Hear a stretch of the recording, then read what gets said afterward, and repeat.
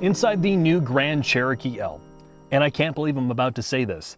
This is actually an interior space that formerly FCA, now Stellantis, has put effort into.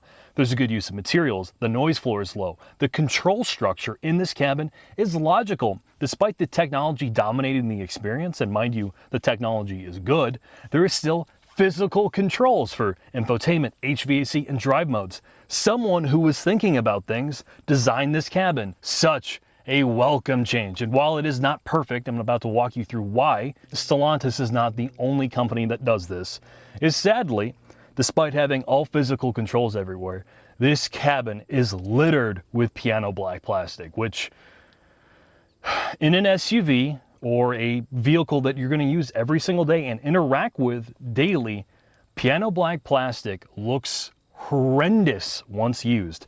This car has 3,000 miles. The piano black's already scratched. It looks like a biohazard has happened in here because piano black attracts oil, dust, fluids, all of that stuff, and it shows up so perfectly well no matter what kind of light it's in. It looks horrible, needs to go out of all cars, it needs to go away. But other than that, from a touch point perspective, most of the things in here feel fairly high quality, from buttons, knobs, and switches. I'm very, very impressed. The only negative from a design perspective in this cabin is a little bit of cheapness, if I'm going to be honest, particularly when you look at this vehicle at $67,000. The center tunnel by where your leg hits is a really hard, cheap feeling plastic.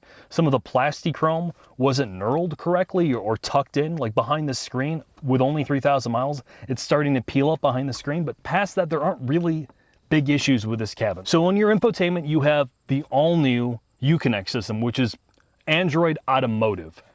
It is a dedicated Android software for automobiles. What this offers FCA or Stellantis is the flexibility to do true OTA updates, the added flexibility for security in their software as well, faster connectivity, a faster display, faster processing, and it is a real infotainment system. It works very, very well. The software is excellent, and they've also baked in enough gimmicks and actual safety features into this to make it feel like a real competitive piece of software. Last part on the technology side that I want to talk about is the audio system. This Macintosh audio system is pretty good. It is by no means a reference audio system. What I mean by that is it doesn't sound particularly accurate. There's a ton of bass, almost an unnatural level of bass. So male voices sound really, really thin. But if you like a lot of bass and a lot of treble, this audio system might be good to you. However, if you look for a very accurate system, this is not going to be it. So when it comes to the ergonomics of this cabin, let's talk about the seats first. They are wonderful. They are heated, they are cooled, and in this trim level, they are massaging. They are very supportive. They are a good mix of being firm enough to keep you supported on a long drive, but soft enough not to beat you up. You have good frontward visibility. You sit up nice and high, and despite that, you also have good headroom as well. The rear seats in this car, the middle row, are captain's chairs. They are very comfortable and you have a lot of legroom. And the third row is large enough for small adults or children. However, like in most three-row SUVs, when the third row is up, you basically lose your trunk. That said, with the third row down, this cabin is cavernous. There's a ton of space in this thing and makes it every bit as usable as many of the other large three-row SUVs. So with that said, let's head into the shop.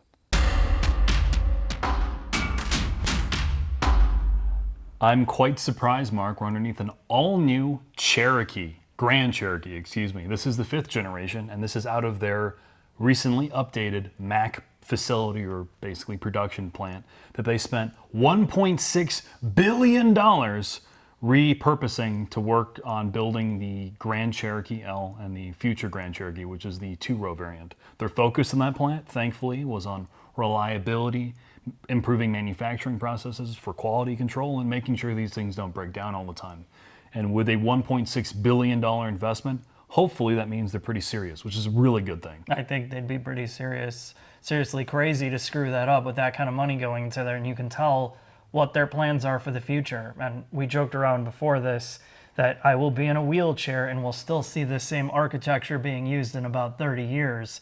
And that's the type of investment that's here when you look at this under and it really shows. This is genuinely all new. This is the 5th generation Grand Cherokee. and they have prioritized quite a few things, but one of the big things is new material choices, improving suspension geometry, which we're going to talk about here shortly, and making this both EV capable or PHEV capable in the future, and having enough body control modules, or basically electronic points, where they can have their new electric architecture in this vehicle, they can have all their safety systems, they can do everything they can to make this a modern vehicle that's no longer kind of embarrassing in the new market segment, because this is the 3-row SUV segment is very competitive. It's super important because it's starting to cannibalize, or it's taken over the minivan segment. So you need something that you can scale out. And just think about it, just for a second. Put aside all your thoughts about this company and how it's evolved.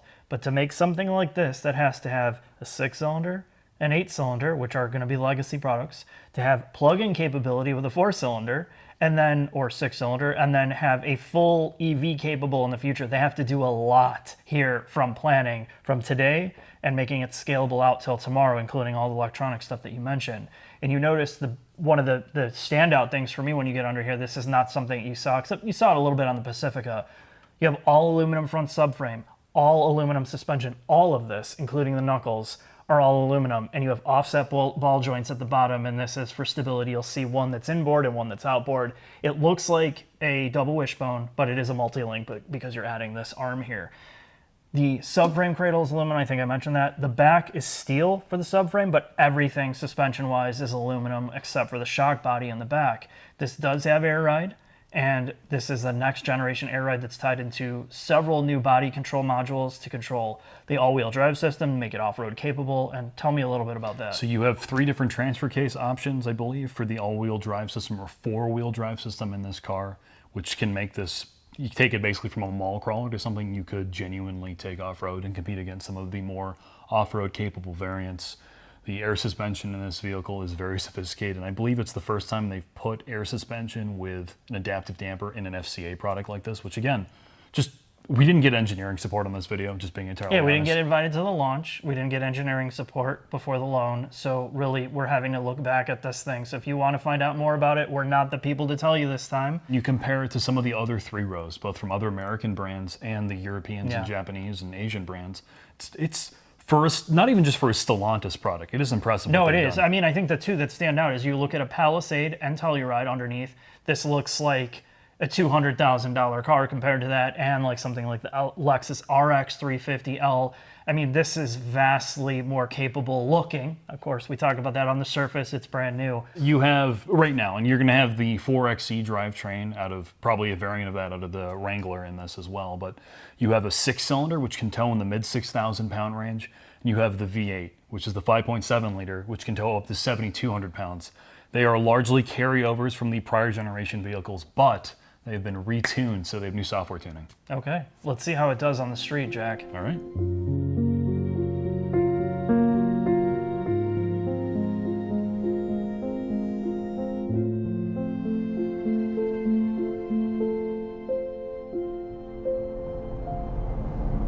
Jack, Grand Cherokee L, sport mode. I see a checkered flag here, V8.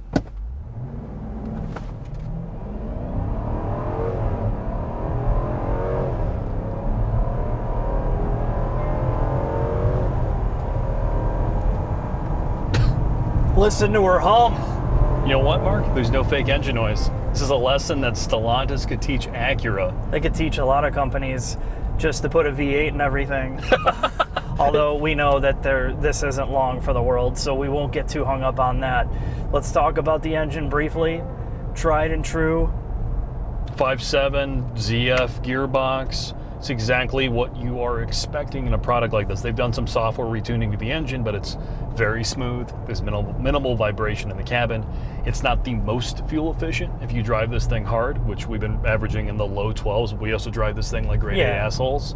And it's exactly what you want in a product like this. It has a nice warm resonance, doesn't have a lot of drivetrain shudder, even with its transfer cases and a lot of other fun stuff. It is a great drivetrain and one of the best in this segment. The segment in my mind includes the Tahoe, the 5.3, a 3-row, but that is a body-on-frame product.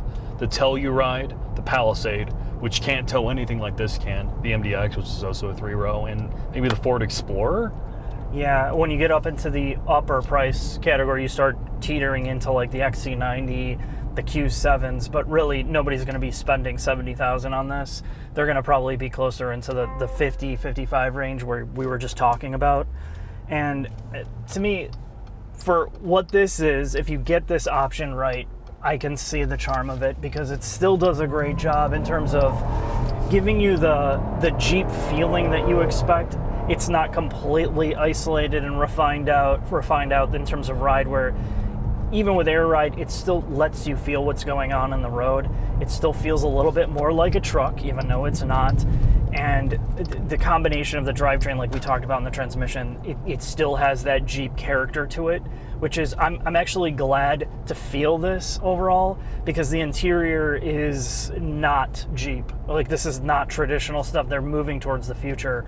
So most people that are going to buy this are going to be blown away by it. If you're coming from a regular CUV, this isn't so intimidating a truck like you won't like it. If you're coming from a truck, this still has some of the truckish nature with the added benefit of further maneuverability of a unibody construction versus a body on frame. It's not the quietest thing in the world, but it is much quieter than the prior generation product. Let me clarify. If you're coming from a legacy Jeep product, this is going to blow your mind, because it does.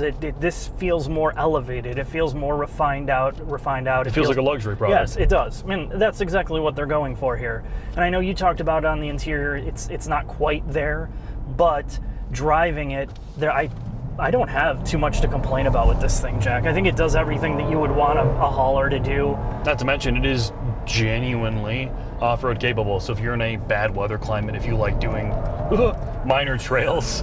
Did I scare you with the understeer? Jack's like, oh shit, we're going to the trees. No, I mean, it is a rear-wheel drive architecture first, but there's still the safety there that when you're driving it, you're getting it flat out. You're still going to get the safe understeer. It's not going to oversteer like some of the trucks or like the Armada we got out of, where you could just spin it in the wet. It still feels safe to me. Yeah, I mean, honestly, man, if you want to buy American, that's a priority for you. You want a 3-row SUV that can tow shit. Really, 7,200 pounds with the V8. That's a lot. It is a lot. It's comfortable, quiet, and you want to have a vehicle that's off-road capable. I'd take this over a Tahoe any day of the week. And I would take it over a Telluride and Palisade just for the fact that it really does have a true off-road capability. It's not just marketing trash. And that engine, a V8. Yes, yep. The 5.7 is old, but it still has a lot of character. It's got a ton of character, and I think that's a great time, Jack. Let's head into the final thoughts. All right.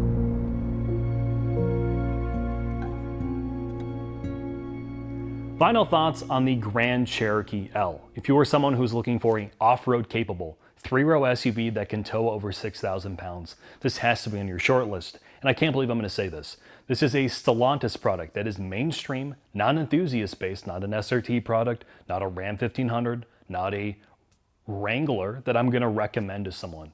This is a huge relief as well, because you can clearly tell Stellantis has put real money into this product, and it's just not a rehash of older things. The fact that they've dedicated over $1 billion to a factory to prioritize quality control and reliability is a huge relief, and the cabin itself is very good. It is. It's as good as anything from Hyundai, Kia, and in some cases, some of the German manufacturers as well. While there are some shortcomings with this product, the efficiency isn't that great, the drivetrains are a little bit old, at least the current ones in offer, and there is some cheapness in the cabin. It makes up for it with some old school charm and the fact that it's an American product you can be happy to buy. So with that said, thanks for watching and I hope to see you soon.